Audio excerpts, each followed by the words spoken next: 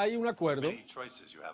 Pocos lo han visto, por lo menos quienes lo negociaron sí, pero es un acuerdo que une a 12 de las economías más importantes del mundo, el 40% de la economía global, en el acuerdo transpacífico, que todavía tiene camino por recorrer, pero que ha logrado una meta muy importante. Me acompaña en nuestros estudios Mireya Solís, ella es Senior Fellow del Brookings Institution. Muchas gracias, Mireya, por acompañarnos. Y la pregunta básica, ¿por qué es importante que ya estos 12 países hayan llegado a un acuerdo final? Porque llevamos casi 6 o 7 años de negociación.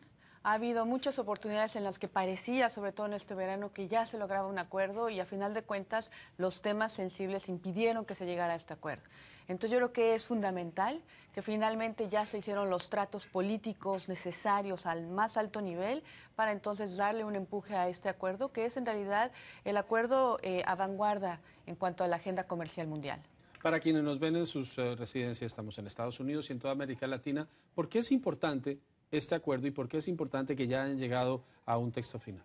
Pues mira, es importante por muchas razones. La primera es que la Organización Mundial del Comercio no ha generado nuevas reglas sobre el comercio y la inversión en los últimos 20 años. Entonces no tenemos un mecanismo para que entonces las reglas del juego estén conformes a la realidad de la economía internacional.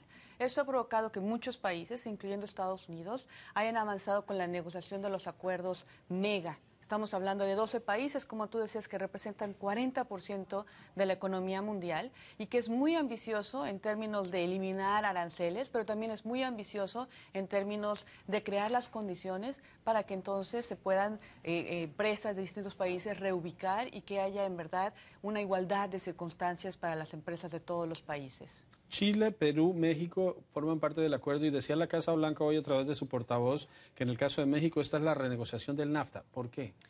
Así es, porque por ejemplo en un tema central por el que no se logró acuerdo en la última reunión ministerial en Hawái es las reglas de origen en el sector automotriz.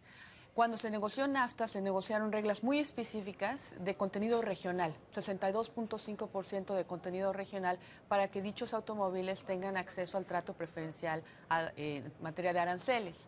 Ahora, esto ha creado un incentivo para que haya mucha inversión en México y en Canadá y se ha creado una zona integrada, pero también tiene ciertas desventajas porque, por ejemplo, productores como los japoneses que quieren traer componentes de Asia enfrentan aranceles muy elevados. Cuando Japón entra al acuerdo transpacífico, este es uno de sus temas específicos que quieren avanzar y entonces ahora lo que probablemente va a pasar, Juan Carlos, es que en vez de tener 62.5 hay cierta flexibilidad y va a bajar ese nivel de contenido regional para que entonces haya más eficiencia en el suministro de componentes y al final de cuentas nosotros los usuarios de esos automóviles vamos a tener la ventaja de tener un precio reducido en cuanto a los automóviles que están a nuestro alcance. El Congreso le dio, por lo menos en Estados Unidos, y son 12 países, pero en Estados Unidos el Congreso le dio al presidente la autoridad para negociar esto por la vía rápida, conocida como fast track. Es decir, el Congreso ahora solo puede decir sí o no, no lo puede modificar. ¿Cómo se ven esos vientos en el Congreso en donde el presidente enfrenta más oposición de su mismo partido que del partido de oposición? Sumamente complicado. ¿Por qué? Porque vamos a tener un voto sobre un acuerdo que no tiene precedentes en nivel de ambición, justamente en un año en que hay una elección presidencial en este país y además en un clima, francamente, en que hay gran división entre los republicanos y los demócratas e internamente. Entonces, por ejemplo, en los demócratas sabemos que los sindicatos han sido un grupo de apoyo básico del Partido Demócrata en este país y los sindicatos, muchos de ellos, tienen una actitud muy negativa hacia los acuerdos comerciales y hacia el acuerdo transpacífico en particular. Y obviamente eso complica la situación. Y aún más, los republicanos, que han sido el partido que tradicionalmente apoyaba los tratados de libre comercio, ahora es más dividido. O sea, acabamos de tener las noticias de, por ejemplo, que Speaker Boehner ha renunciado y eso lo que te muestra es que hay gran división en el partido y muchos republicanos no quieren darle al presidente Obama este legado histórico que sería aprobar el acuerdo transpacífico.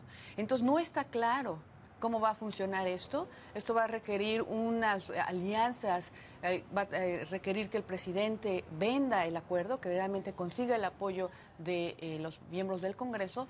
Pero lo que tenemos ahora, nuestra ventaja, Juan Carlos, y puedo decirlo, es que muchas de las discusiones en torno al acuerdo transpacífico se han hecho sin acceso al acuerdo y por lo tanto no se tienen los hechos sobre lo que el acuerdo va a lograr o no va a lograr. Ahora que ya tenemos el acuerdo en Atlanta, dentro de poco se va a conocer todo el acuerdo por completo y entonces se puede tener un debate con base a los hechos. Con base a los hechos, y es la siguiente fase. Se la van a pasar quienes siguen el acuerdo leyendo bastante, porque este acuerdo entre 12 economías, 40% de la economía mundial, no es un documento breve. Mireya Solís, una vez lo leas, te invitamos para ver qué nos cuenta sobre el tratado, este acuerdo transpacífico que tendrán que aprobar el Congreso, en este caso de Estados Unidos. Mireya Solís es Senior Fellow del Brookings Institution. Muchas gracias por acompañarnos en directo. Muchas gracias.